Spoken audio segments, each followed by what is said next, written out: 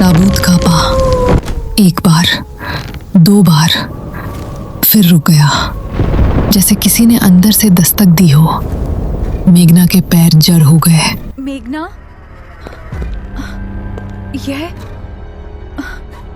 ये कौन है? वो हिलना चाहती थी, पीछे हटना चाहती थी, यह क्या? लेकिन उसका शरीर नहीं माना। उसकी हथेली का निशान अब नीले से बदलकर सफेद हो गया था।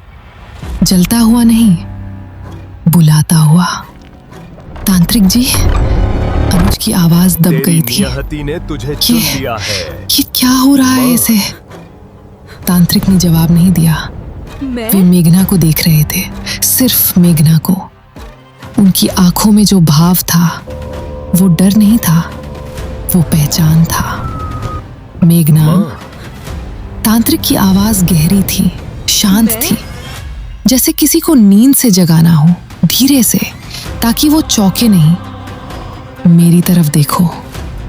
मेघना ने मुश्किल से नजर हटाई ताबूत से, उन तांत्रिक की आंखों में।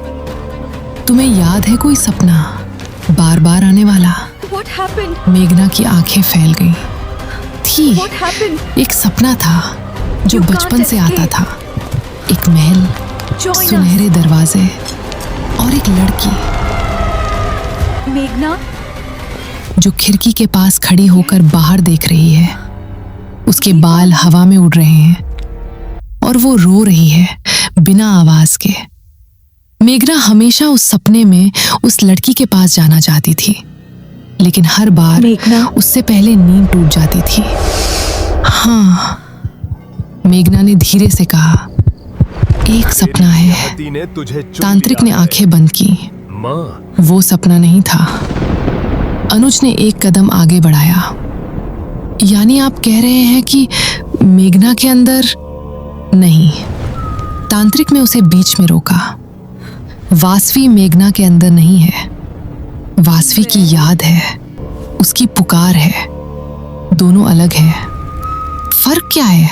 ओम की फर्क लय ये है, स्वाहा। तांत्रिक ने ताबूत की तरफ देखा कि वासवी अभी भी यही है, इस ताबूत में, 100 साल से प्रतीक्षा में। किसकी प्रतीक्षा? रक्षा रक्षा। उसकी। तांत्रिक की नजर फिर मेघना पर आई, क्रीम काली का। जो उसे मुक्त कर सके। मेघना, कमरे में हवा अचानक बदल गई। एक पल पहले जो ठंड थी वो और गहरी हो गई।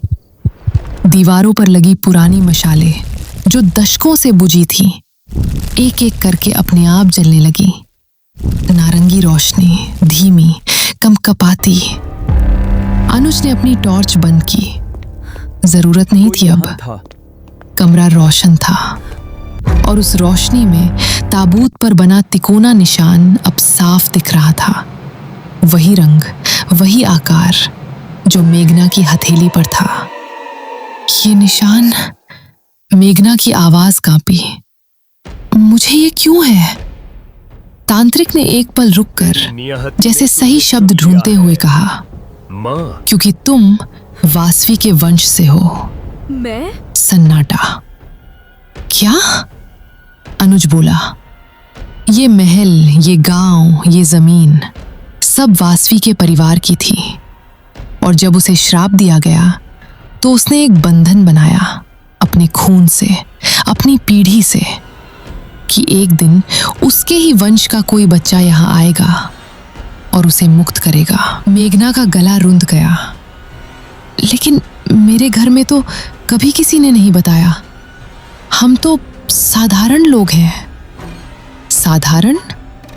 तांत्रिक मुस्कुराए, ओम की कड़वाहट लय से नहीं, स्वाहा। दुख से। बच्ची, राजघराने भी गरीब होते हैं। वक्त सबको एक जैसा नहीं छोड़ता।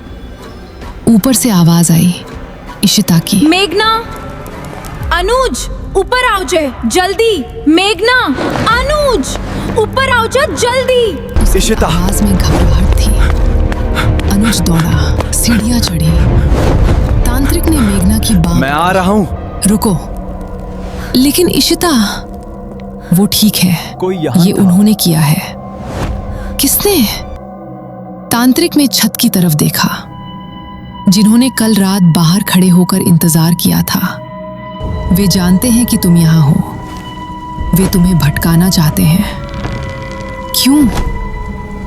क्योंकि अगर वासवी मुक्त हो गई, तांत्रिक की आवाज धीमी हो गई, काली का ये तो वो शाप भी टूट जाएगा जो उन्हें यहाँ रोके हुए है। ये नमः। वे 100 साल से उसके ताबूत के पहरेदार हैं। मुक्त नहीं, कैद है। और जब वासवी आजाद होगी, वे भी आजाद होंगे। तो वे मदद क्यों नहीं करते? क्योंकि उन्हें भरोसा नहीं।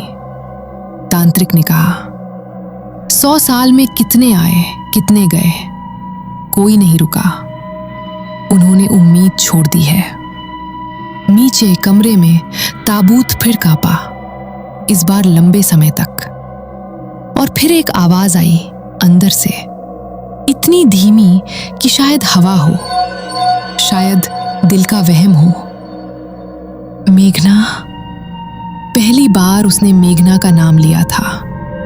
वासवी की आत्मा उसका नाम जानती थी। मेघना के घुटने कमजोर पड़ गए। तांत्रिक ने उसे थाम लिया। डरो मत, वो मुझे जानती है। वो तुम्हारी प्रतीक्षा कर रही थी, इसीलिए जानती है।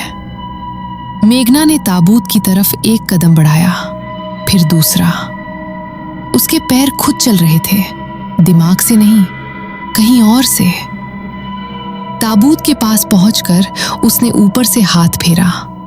पत्थर, ठंडा, मैं मेघना हूँ। लेकिन उसे ठंड नहीं लगी। तुम्हारे खो से उसने उस तिकोने निशान पर अपनी हथेली रखी, निशान से निशान, और उसके अंदर कुछ टूटा, जैसे वर्षों से बंद कोई दरवाजा, जैसे भूली हुई कोई भाषा अचानक याद आ गई हो।